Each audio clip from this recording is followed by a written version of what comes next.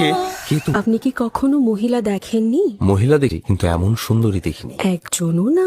একজনও দেখিনি এমন বলতে পারি না। তো তিনি কি আপনার স্ত্রী?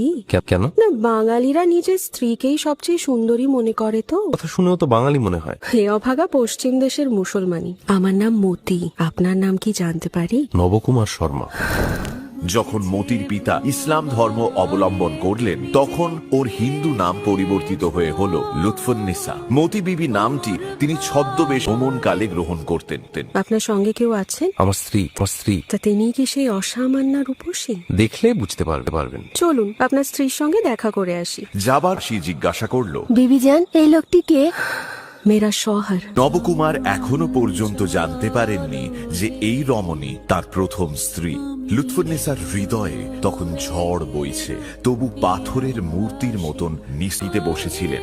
বড় বড় টানা চোখে এক অদ্ভুত জ্যোতি, শরীরে কোনো অলংকার নেই। একটু পরে মতি বিবি নিজের শরীর থেকে সব অলংকার খুলে খুলে কপাল কুণ্ডলাকে পরিয়ে দিতে লাগলেন। এ কি করছেন? রাজার বাগানেও এমন ফুলের দেখা মেলে না। এই সব অলংকার ওই রূপেরই যোগ্য। আপনি তাকে পরিয়ে এই মুখরা বিদেশিনীকে মনে করবেন কেমন?